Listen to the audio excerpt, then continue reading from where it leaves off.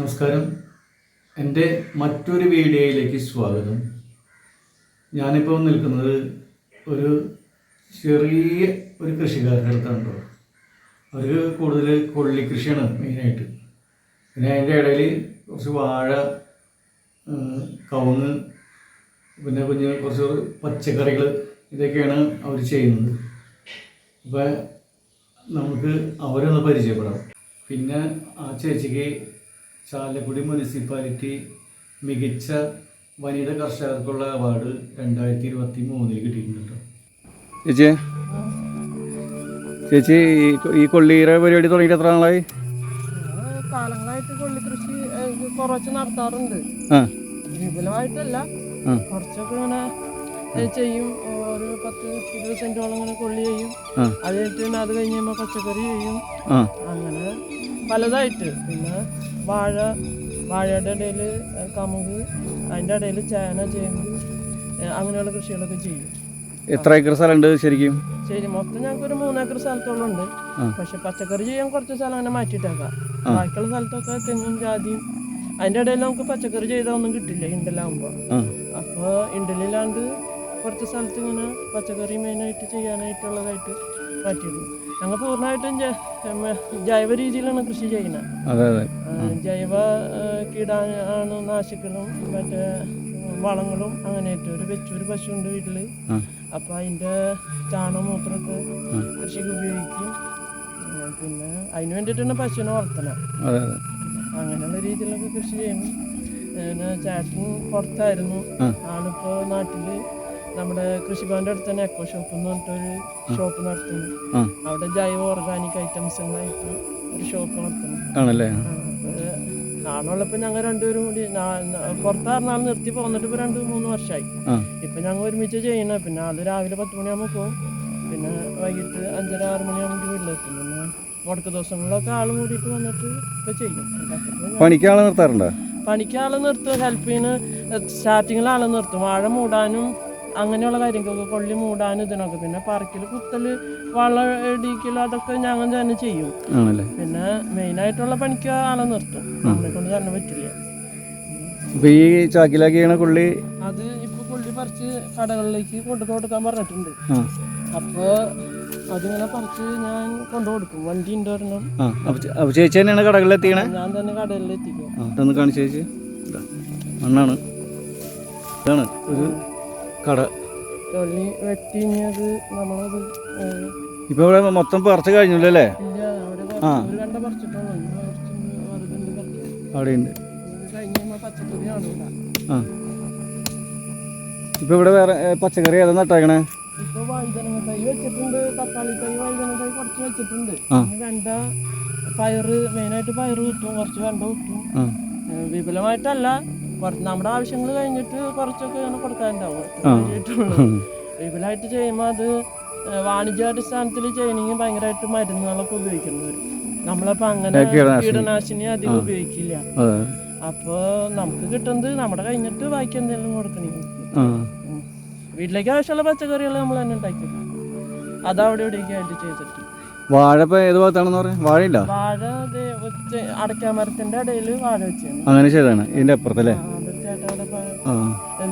പണിക്കുണ്ടെന്ന് വാഴ മൂടാനും അടയ്ക്കാറ് മൂടാനൊക്കെ ആയിട്ട്. ആ പണിയുടെ ചേട്ടന്റെ പേരെന്താണ്? ബിജു. ഇവിടെ അടുത്തുള്ള ആളാണ്? ഇവിടെ അടുത്തുള്ള ആളാണ്. അവനാണ് സ്ഥിരം പണിക്ക് വരാറ്. ആണല്ലേ? ശരി. അപ്പൊ നമുക്ക് ബിജുവേട്ടന്റെ വിശേഷം കൂടി ഒന്ന് അറിയാം. ബിജുവേട്ടാ, എന്തൊക്കെയുണ്ട് വിശേഷങ്ങൾ? സുഖമാണോ? പണി ഇപ്പോൾ ഇവിടെ സ്ഥിരം ഇവരുടെ പറമ്പിലുണ്ട് അല്ലേ? ചേച്ചി പറഞ്ഞല്ലോ. ഇങ്ങോട്ട് തിരികെ മുഖം കണ്ടേ. പണിത്തിരക്കായതിൻ്റെ ആള് മുഖമൊക്കെ കാണിക്കേണ്ട അങ്ങോട്ട് പണിയാണ്. പിന്നെ എത്ര നാളായി ഇവരുടെ കൂടെ ആയിട്ട്? ആണല്ലേ? അപ്പോൾ ഇവിടെ വാഴ അടയ്ക്കാമരൊക്കെ ഉണ്ടല്ലോ അല്ലേ? പണിയുള്ളപ്പോൾ ഇവിടെ വിളിക്കും.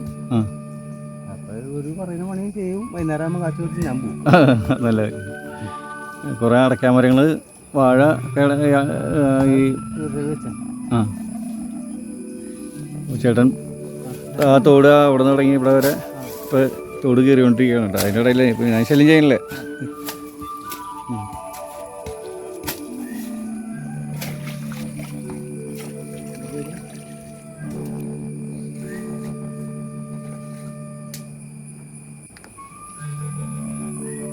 ഈ കാണുന്ന ഭാരം മുഴുവനും കൊള്ളി പറിച്ചതാണ് കേട്ടോ. എല്ലാവരും കടകളിലേക്കൊക്കെ കൊടുത്ത് അവസാനിപ്പിച്ചു. കോഴിക്കാട്ട് ഒരു ചാക്ക് എടുത്തണമെന്ന് ഇടാട്ടാ. എടുത്തണമെന്ന് വെച്ച് കഴിഞ്ഞാൽ ഞാനത് വാരിയിട്ട് തരാം. ഈ കോഴിക്കട്ട ഏതിനിടാന്ന് ചോദിച്ചു? കോഴിക്കാട്ട് നമുക്ക് ഇനിയിപ്പോൾ ഈ തൈ അടയ്ക്കാരങ്ങൾക്ക് ഇടും, വാഴയ്ക്ക് കുറച്ചിടും, പിന്നെ അതിൻ്റെ ഇടയിൽ ചേനയുണ്ട്, ചേമ്പുണ്ട്. അപ്പം അതിനൊക്കെ കുറച്ചിട്ടാണ് മൂടി പോകും. ആണല്ലേ. പിന്നെ നമ്മളെ ഇപ്പം ഈ കൃഷി സ്ഥലമല്ലേ, അത് ഏത് ഭാഗത്താണ്? ഇത് നമ്മുടെ പാനമ്പള്ളി കോളേജിന്റെ ബാക്ക് സൈഡ്, ബാക്കായിട്ട് വരും, കനാലിന്റെ സൈഡായിട്ട് വരും. കൗത പാർക്കിലേക്ക് പോണ വഴിയിലാണ് ഞങ്ങളുടെ വീട്. എന്നിരുന്നാലും ഇപ്പൊ ഈ കൃഷി സ്ഥലം അതിന് കുറച്ചും കൂടി നീങ്ങിയിട്ട് 1 കിലോമീറ്റർ വീടിന്റെ അവിടെ വീടിന്റെ അവിടെ ഒരു 1/2 കിലോമീറ്റർ മേലെ ഉണ്ടാവും. വീടിനോട് ചേർന്നുള്ളതൊക്കെ ജാതിയും അവിടെ ഉണ്ട്. അതാണ്. അവിടെ നമുക്ക് പച്ചക്കറി അധികം ചെയ്യാൻ പറ്റില്ല, കാരണം ഒക്കെ ജാതിയും അടയ്ക്കാരും തെങ്ങൊക്കെ ആയതുകൊണ്ട് അതിൻ്റെ ഇടയിൽ ഇണ്ടിലൊക്കെ ആകുമ്പോൾ നമുക്ക് പച്ചക്കറി ചെയ്തൊന്നും കിട്ടില്ല. അപ്പൊ പിന്നെ അതാണ് ഇങ്ങോട്ട് മാറിയത്. ഒരു 1.25 ഏക്കർ സ്ഥലമുണ്ട്. അതിനകത്തുനിന്ന് ഇങ്ങനെ മെയിനായിട്ട് പച്ചക്കറിയൊക്കെ ചെയ്യും. അപ്പോൾ കൃഷിയൊക്കെ അടിപൊളിയായിട്ട് നടക്കട്ടെ ചേച്ചി. ഇപ്പം ഈ കൊള്ളിയുടെ ഈ തണ്ട് വെട്ടിയിട്ടാണ് ഈ കുഴി കിടക്കണ്ടല്ലോ തോട്ടിൽ, അത് ഇനി ഇവിടെ കിടന്ന് വളമാവും. അവിടെ കിടന്ന് ചീഞ്ഞ് അത് നമുക്ക് വളമായിട്ട് തരും. അത് അതിന്റെ തുടിപ്പ് തന്നെ ആദ്യം വെട്ടി താത്തി ഇട്ട് കഴിഞ്ഞാൽ കൊള്ളിത്തണ്ട് മൊത്തം ചെയ്യും. അല്ലെങ്കിൽ നമുക്കത് വാരി മാറ്റിയിട്ടുള്ള ഒരു പണിയാണ്. അത് നമുക്ക് ചെയ്യും. ഇനിയിപ്പോൾ അടുത്ത പ്രാവശ്യം കൃഷി ചെയ്യുമ്പോൾ നമ്മൾ ഈ കൊള്ളിവാരം അങ്ങോട്ട് ഈ തോട്ടിലേക്ക് മാറും. ഇപ്പൊ ഈ നിൽക്കുന്ന പച്ചക്കറി കഴിഞ്ഞ് കഴിയുമ്പോൾ പയറ് കൂത്തി കഴിയുമ്പോൾ അതിന്റെ വള്ളി ഇതൊക്കെ കൂടിയിട്ട് ആ തോട്ടിലേക്ക് വടിച്ചിട്ടിട്ട് ഈ വാരം അങ്ങോട്ട് മാറ്റും. അപ്പൊ നമുക്ക് പിന്നെ അതിന് അടിയിൽ നല്ല വെള്ളമായി അങ്ങനെ തന്നെ. അപ്പോൾ പയറിന്റെ കാലയും ഇതും ഒക്കെ ആ തോട്ടിലേക്ക് തന്നെ വെട്ടിയിട്ട് ആദ്യം JCB വന്നിട്ടാണ് നമ്മൾ മാടി വാരം എന്നിട്ട് ആദ്യം കൊള്ളി. അപ്പൊ ഇതില് JCB അതിൽ ഇറങ്ങാൻ വഴിയുണ്ടോ? JCB അതില് നമുക്ക് കൊണ്ടുവരാൻ വഴിയുണ്ടല്ലേ? ആ വഴിയുണ്ട്.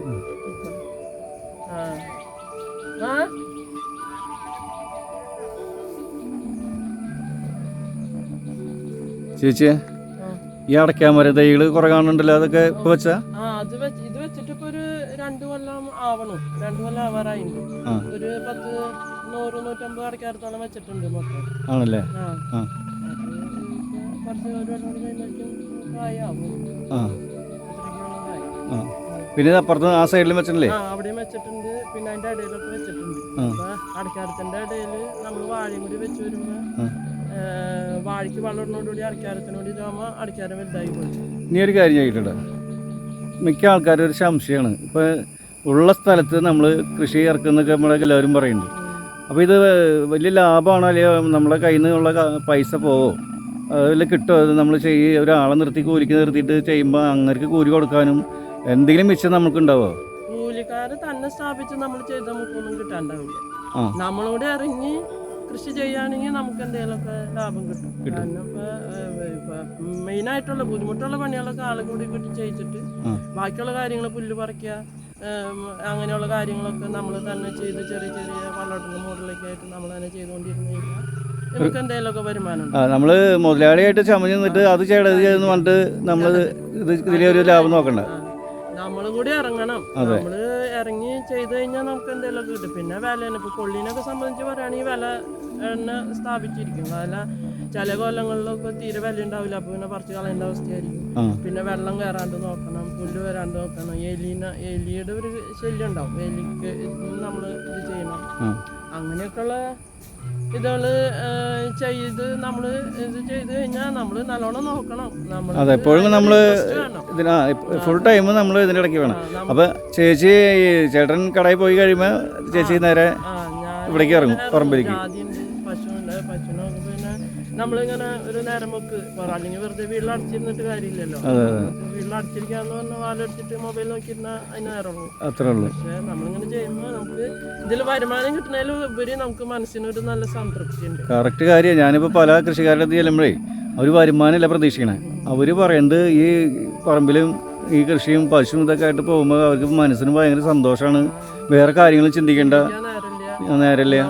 നമ്മളെപ്പോഴും എൻഗേജ്ഡ് ആയിരിക്കും. അതെ, നമുക്ക് എന്താന്ന് വെച്ചിട്ടുണ്ടെങ്കിൽ എന്തായാലും ഒരു ചെടി നട്ട് അതിനൊരു ഫലം ഉണ്ടാകുമ്പോൾ അതൊരു സന്തോഷം വേറെ സത്യമുള്ള കാര്യം അത്, സത്യമുള്ള കാര്യം. എന്ന് പറഞ്ഞ മാതിരിയുള്ള ഒരു ഇതാണ്. നശിച്ചു പോകുമ്പോൾ സങ്കടം ഉണ്ടാവും, നന്നായി കിട്ടുമ്പോൾ സന്തോഷമുണ്ട്. പിന്നെ ഒരു നമ്മുടെ അധ്വാനമല്ലേ ചേച്ചി.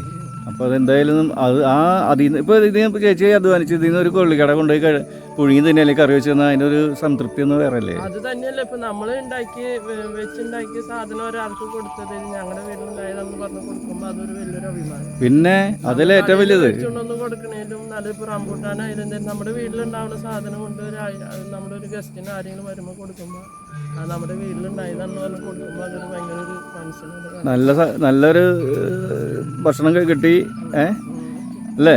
ആ കഴിക്കണവന് സംതൃപ്തി, കൊടുത്ത ആൾക്ക് അതിലപ്പുറം കാര്യങ്ങളൊക്കെ ഉണ്ട്. കൃഷിയുണ്ട്.